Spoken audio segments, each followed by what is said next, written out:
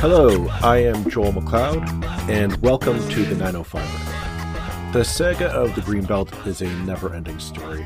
At least, that's the way it seems in the current political climate. The current progressive conservative government is keenly intent on proceeding to redefining its boundaries and allowing developers to make huge profits off of its development. Right now, the media and all interested parties are looking at the potential grounds for corruption over the implementation of the current government's policies over the Greenbelt. Now, that debate over the Greenbelt seems to stem from a basic tenet of approach to the stretch of land. Is the value of it only in the perceived fiscal potential of housing development, or do we leave it alone and go without the riches that could be obtained through sprawl? What if there was a different way of viewing the Greenbelt? In the height of Doug Ford's 180 decision on allowing developers to build sprawl on the spot of land he had originally said was off limits, a report came out from the Smart Prosperity Institute last month. The report had input from the Insurance Bureau of Canada on a new way of viewing the Greenbelt. In the Greenbelt, the author laid out a vision for a new way to view the inherent value of the Greenbelt plot of land. Rather than just a piece of land to be developed, we could literally invest our resources, our financial resources, I should say, into the conservation of the land, using its natural carbon sink footprint to build various financial products that are available to the public. Likewise, allowing insurance companies to use its floodplains and wetlands as bulwarks to keep insurance costs down for those of us living in the 905. I am only touching upon a fraction of what the report goes into, but I wanted to know more. So I reached out to the author of the report, Michael Twigg, and invited him onto the podcast to share his research and help me, and hopefully you, better understand this new way of viewing this valuable piece of land in Ontario. Michael is a research associate with the Smart Prosperity Institute, and prior to joining the Institute, he worked at the Trans-Canada Trail, a nonprofit organization that supports the development of active transportation routes and recreational trails as fundamental to the well-being of all Canadian communities. Michael has also worked at the UN Convention on Biological Diversity and with the Office for Disability Issues at Employment and Social Development Canada. Michael also holds a Master's in Public Environmental Policy. Today, he joins me to talk about the Greenbelt. I'd like to thank Michael Twigg for coming on from the Smart Prosperity Institute to talk about his, I was going over it just before we came on the air here. You're investing in the future of Ontario's Greenbelt work, which is I thought it was an interesting topic or an angle in terms of how to approach the Greenbelt going forward. And I've been wanting to have you on for a little while. Finally got around to making the ask. Rather than me explaining it to our listeners, why don't I ask you directly? Can you kind of summarize what this article is about and what made you want to look into this side of the Greenbelt? Yeah. So first, just want to say thanks, Joel, for having me on. I think it's quite an important issue, and for me, having grown up in Ontario, the Greenbelt is close to my heart. So it's something that has always sort of been there since 2005. It's been with that protected status. And the main thrust of our work is to really try and attach this dollar value to the services that are provided by the ecosystems or the environment that are in that area. And when we talk about the different service values, we're really talking about things like flood protection, pollination for plants and trees, but even things like recreation. Something that we really found during the pandemic was that everyone rushed out to a park. Everyone rushed out to, a national park, a provincial park, a local park. And these are the types of things that the Greenbelt can offer. And when you think about mental and physical health, the value of that for people during the pandemic, but even continuing to today is it's quite high. It's in the billions of dollars every year. And it's something that we can't give up. We have to keep making sure that we're able to provide that. So, it's social and physical health services for everyone in the region. And what I found interesting about the work that you authored here is that you're taking those high concept ideas and you're assigning a monetary value to it. We'll provide a link to it in our show notes, people. And if you have the time, I really do recommend just skim through it if you have to, because there's some really interesting ideas in here. One, just for example, and it's something I gravitated towards. There's a couple things. One, you're talking about creating like investment products, because you did work with the Investment Bureau of Canada on this work, and you're talking about putting investment products so that people can literally invest their money into the Greenbelt in terms of using it as like basically a bulwark against climate change and the danger and the problems we're going to face down the road. And can you I'm kind of speaking for you again, but could you give us kind of like your thinking around that? Like how, this is kind of radical thinking in this day and age. Yeah, absolutely. So maybe just one point of clarification. So it was the Insurance Bureau of Canada that we worked with. But I would say like there's kind of a two-pronged strategy there. So from the financial investor side, a lot of interest. And, if we were to think about examples in the Canadian context, this isn't a new concept. It just hasn't been applied to this type of thinking yet. So if we think about municipal green bonds in the cities of Toronto and Ottawa, they are typically used for public transit infrastructure. Now, the more recent denomination in the Portland's redevelopment that was done to actually reduce the impact of flooding in that area and revitalize the waterfront in Toronto had a component of nature restoration that was attached to it. And what we're seeing is that there was more of an interest on the financial side to invest in these types of projects. Main reason being is that it reduces the risk to existing assets. So if you think about it from a financial perspective, it's a win-win situation because you're reinforcing things that people want. I mean, we've seen time and time again that there's quite an important connection to the Greenbelt. I mean, many polls have come out recently saying that this is one of the concerns that Ontarians have the most today. But when you attach that financial side to it, when you talk about, billions of dollars worth of infrastructure and that these types of projects can not only protect that infrastructure, but make it more resilient in the future, it's kind of a no-brainer from that perspective. And, we've been working with major financial organizations to talk about what this looks like. And then on the second side, I would say, if you think about it from an insurance perspective, it does the exact same thing. If insurance companies have to pay out less and they can invest a little bit of money, whether it's through reduced premiums or through an active investment in the project case-by-case study, it also, reduces the cost on their side and then provides benefits downstream. The main thing we're seeing is that when we think about green bonds, they're providing either at or above market rates for these types of returns. So, when you have a level of surety that's at the market rate, there's not really much of a challenge to make that mental leap from where we are to where we need to be to get the investors on board. And there's another part of in the piece that you wrote. You're talking about the bonds that not just insurance companies or private equity firms or the private sector, but kind of the public could pool resources and purchase into physically. And you even mentioned things about local municipal governments. So you think of like hypothetically, the town of Newmarket could physically invest in like the Oak Ridges Moraine and the areas around their neck of the woods, same as Halton municipalities. I'm thinking like Milton and Georgetown, they can invest in the areas around them, physically invest. But I was thinking that there's nothing stopping, say, a not-for-profit, say, from pooling some resources, saying we'll buy a share of that bond, and now we actually have money physically invested, if you will, into the health and maintenance of the Greenbelt. And how do you?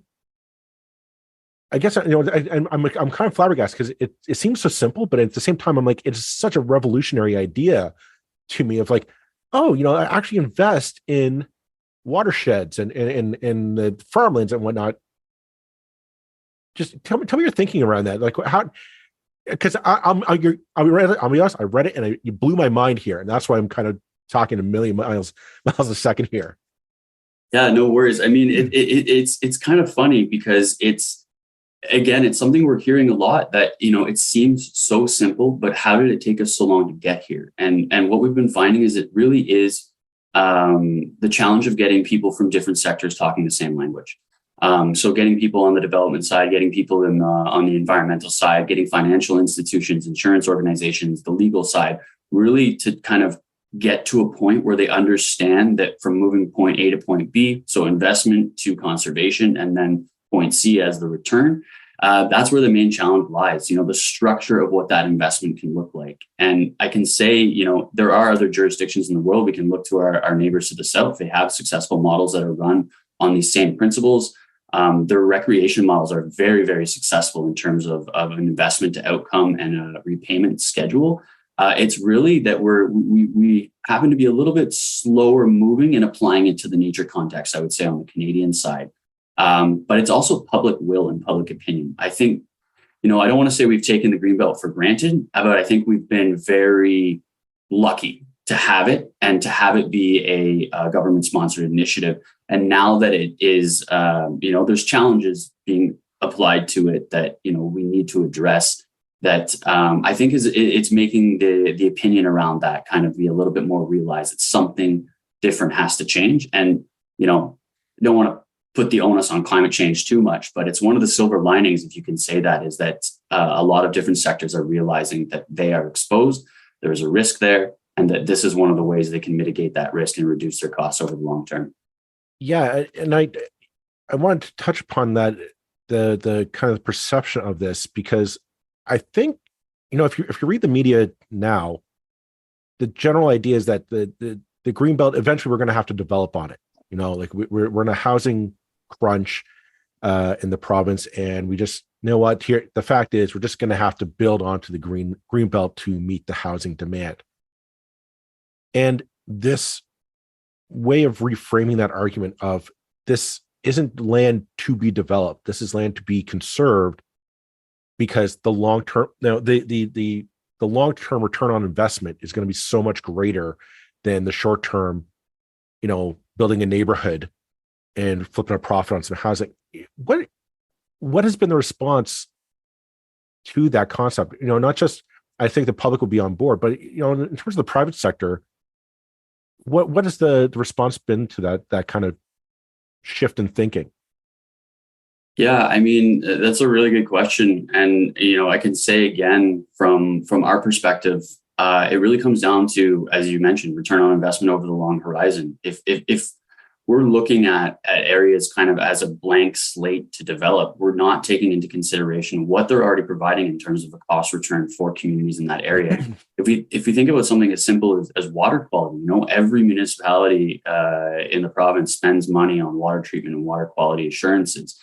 And a lot of these systems provide natural filtration. So if you just take that one example, the development from that perspective, if it's not done in a way that respects natural water flows and sediment control, those expenditures, those costs are going to rise, which means your return on investment over the long term, if you take into consideration all these different factors, will be substantially lower than if you take them into consideration from the outset. The response from the private sector, as soon as you start talking about bigger returns, is usually pretty positive. We're hearing the same thing, on the insurance side. Those are kind of our two major players in this space at the moment. And on the insurance side, we're talking billions of dollars a year spent on remediation from natural disasters. We had the Derecho, I think it was in 2020, that caused substantial damage in Southern Ontario. And, would more conservation in the Greenbelt have prevented these types of activities? Likely not, but it would have made them more resilient. You're talking about reduced flooding. So that's less damage to homes, less damage to businesses, less damage to infrastructure. And these are all things where the money can be better spent elsewhere.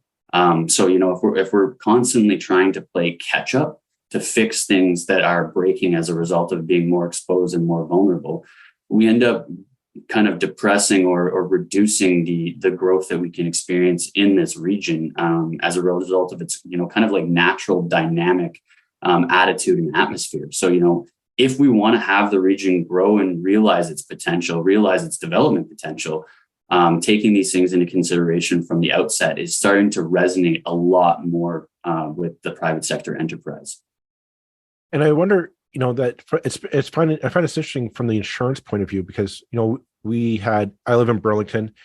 There's a big story a few years ago about we had flooding where in a part of the city that just did not flood, and a lot of it was just that's the effects of climate change. Is that just where the systems the natural systems that we had in place just can't keep up with climate change.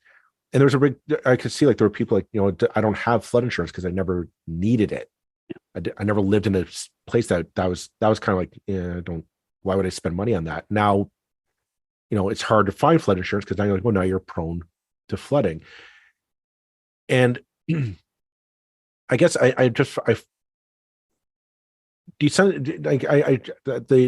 starting to see like kind of that mixture of private enterprise saying, no, the climate change is real. The costs are there's a very real bottom line to this for not addressing this. And I'm wondering, like, are you seeing I might be putting words in your mouth, but are you seeing, a bit of pressure from these industries to say, like, the clock is ticking. We can't, this isn't like a nice to do down the road. This is something that, we kind of need to find a solution to this now so that we can calculate the costs and fix it into our business models going forward. Like I'm getting a greater and greater sense that, we're all kind of seeing that this is an urgent situation that needs to be fixed or addressed now with tools that we have presently available. What are your thoughts on that perspective? Yeah, I mean, absolutely. We're already hearing about, if we take the kind of general financial picture of rising inflation at the moment, about the supposed market correction that's assumed to happen probably sometime in 2023. We're hearing already the financial sector is building that into the current market rates that they're providing for any type of credit or loan aspect. And it's no different when we think about the development angle. If we look at where investments are being channeled, they're being channeled to more conservation oriented or low impact development. Low impact development is sort of the new, I would say, way forward around how this is being mainstreamed into sort of development, conservation, joint effort in this respect. And yes, it's a now or never type attitude. We're hearing from our financial partners, we're hearing from the insurance sector that, we're at the point where action is necessary. Action on the ground is necessary. More projects are necessary to get this started. And I would say we've done pretty well in kind of a case by case or project by project basis in the Ontario context. But there does seem to be sort of more of a cohesive effort for the Greenbelt and the surrounding regions as well. Take a look at it more of an ecosystem based approach to make sure that we're not fragmenting these resources essentially, and siloing them off so they're not as productive as they possibly could be for the region itself. And that argument, I think, is one of the ones that resonates the most. If you talk about connections, if you think about it in the sort of traditional market supply chains, that resonates a lot with the private sector. And there is an urgency, and I think that urgency is getting to be greater and greater as the days kind of tick by, and there's no action on the ground yet. You just mentioned, the market supply chain, which is, the trigger word in economics these days of and post COVID, the supply chain. And there's another aspect in this that I don't think gets enough play in the media about the Greenbelt, but you do mention it, and I want to give a chance to highlight that. And that is the fact that a big chunk of the Greenbelt is agricultural land. And I think when some people think of agricultural land, they're thinking of the family farm, right? There's mom and pa get up at the crack of dawn to feed the chickens and milk the cows and plow the land. And in reality, the agricultural industry is, I don't think it's the largest industry, but it has got to be like second or third largest industry in Ontario. Food, from farming to food processing and whatnot. I'm looking at a map right now. We have like down in Niagara region, the wine industry, which is a huge component, not just of tourism, but just exports and whatnot. And you're getting into things like craft beer and whiskey and distillery and all that. Like I'm just going the tip of the iceberg. What is the danger of us neglecting actual like preserving the green belt and finding a way to make it sustainable, are we going to shoot the not just our the ecological side, but like our economic foot? Like this is a major industry in Ontario that if we just say, hey, good luck to you, we're going to shoot ourselves in the foot when the bill comes due. Yeah, I mean, what's at risk? About $4 billion a year in terms of agricultural production just in the Greenbelt alone. That's what we're really talking about. And that doesn't really take into consideration the rapidly growing agri-food sector. I mean, that sector is growing by leaps and bounds every year. They're adding billions of dollars worth of value to what they're able to produce based on products that are commodities that are being grown in the Greenbelt region. And its prime location is that's one of the things that drives the value. It's located next to the largest metropolis in the Canadian context, but then also many different cities in the southern states. A lot of our agricultural production in Canada is actually exported outside of our borders. So if we're talking about an economic value, diminishing this key producing area to make the justification from an economic perspective that reducing agricultural lands for another purpose doesn't really take into consideration the fact that this land is highly productive today. And it's going to be highly productive in the future because, when we talk about agricultural land, just the quality of the land, it has, Southern Ontario has more than half of the best agricultural land in Canada. That's, if we think about it from a national perspective, Southern Ontario is not very big in terms of the wider Canadian geography, but half of the agricultural land. So if we, kind of remove the fuel from the engine of the agricultural sector in that space, there's a risk. There's a risk of having an industry suffer and lose money.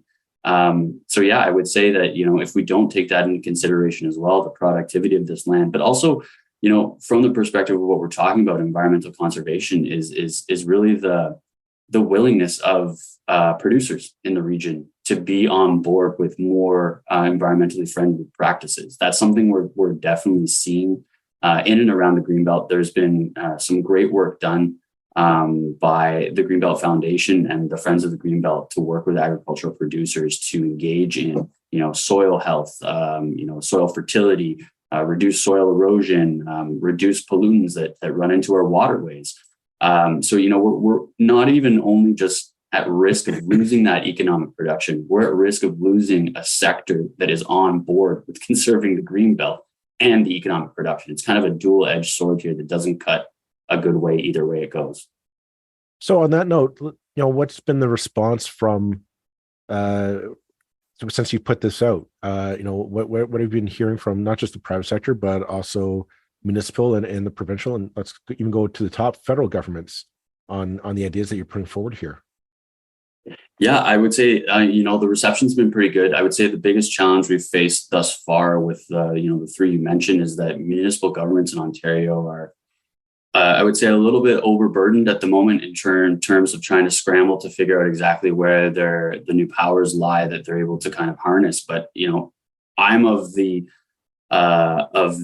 mind, we did have a couple of discussions with folks from in and around the Hamilton and Niagara region, and they were very interested and eager to learn more about the opportunities because they do see one of the benefits of having sort of the keys to the kingdom is that they can engage in this type of work.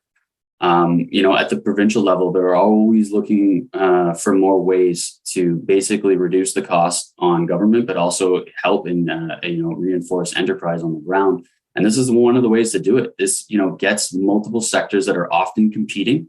We think about, private enterprise and nature conservation, and then public works or, public infrastructure are usually at odds when we think about the development context. But this is one way where it doesn't have to be. It just requires a more careful consideration up front. And it can really design a, project or even regional development or growth plan that favors environmental conservation for the sake of providing greater returns down the road. And it makes the public lift a little bit lighter in the provincial context. And then on the federal side, this fits exactly with what the federal government is looking to do with their 25 by 25 and 30 by 30 targets. It really kind of it falls in line with that strategic objective. And I think it comes down again to how can we make the programs that we're looking to do less dependent on funding that's either grant funded or philanthropic funded, and really get the private sector in there to kind of reinforce any type of variability that you would think about in terms of investment streams in these types of projects. Really a response to the COVID pandemic in that respect is that there was a shock to all different types of investment streams as a result of the pandemic. And it really opened the eyes to a lot of players in the game that, we do need more of a diverse investment portfolio or a diverse set of investors in these types of projects, because it will help again to, lighten the public lift on this. But it's crucially important. I mean, we've had preliminary discussions with Infrastructure Canada, and they're on board as a result of saying that this is crucial for the health of Canadian infrastructure long term. So we're not even thinking just in a local context. It's very much like a national priority and objective. And that's absolutely. I can see. Yeah, the need to just. I'm looking at a map of the Greenbelt right now. You can see all the waterways and the watersheds that feed in and out of it, and that go pretty much right through Toronto and Hamilton and Oshawa. You can see how it's so vital. What gets me about this report is how comprehensive it is. I mean, we've been talking about the side of the insurance side, mitigation of risk due to climate change, the agriculture to the industry, and the last part that I thought was interesting was how you can tie it into people's direct lives through tourism and recreational use. I mean, the one thing you mentioned at the start was how people are getting out and saying, let's just walk the trails in our own backyard, pretty much.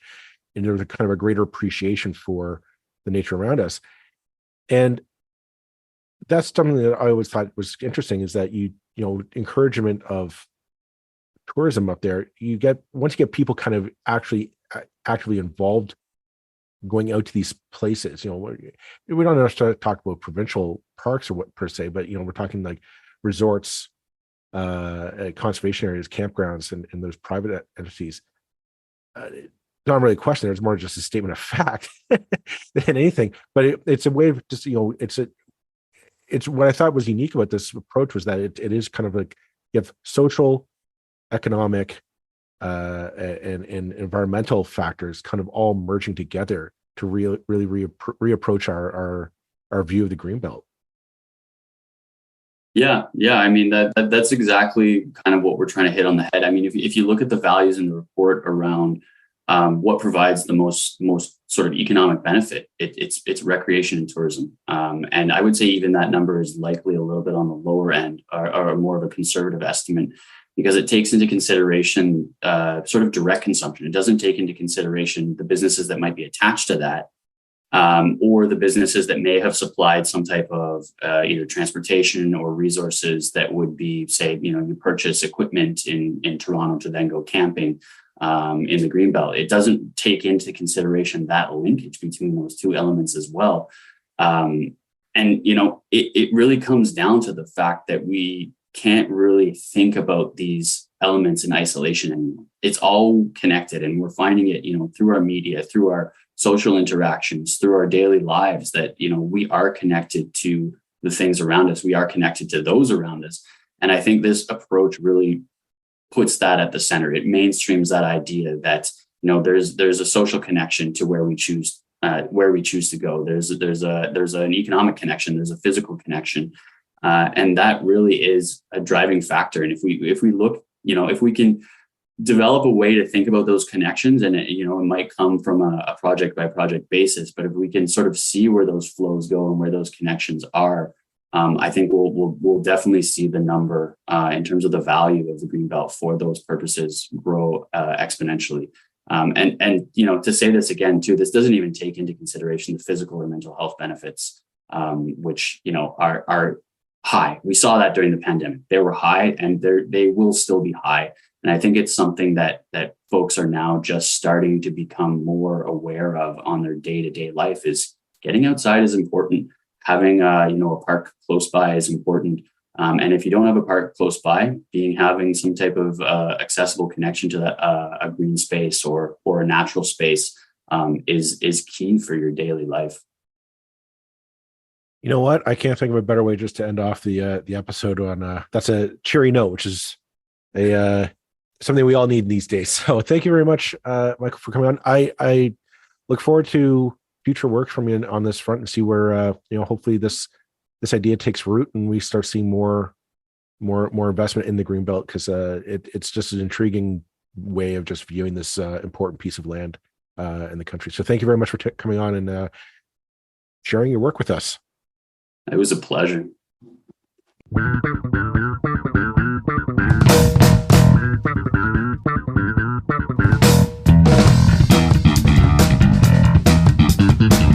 That's it for this episode of the 905er. Thank you for listening. As always, you can send us your feedback, thoughts, and concerns or ideas for future episodes to our email, info@905er.ca. We love to hear from you. You can help us keep the 905er going by financially supporting us through Patreon as well as PayPal. Visit us at 905er.ca and click on the support tab. As well, links are in the show notes for your convenience. Lastly, you can find us on social media. Search for _905er on Facebook, Twitter, Instagram, and LinkedIn. So long for now. See you next time.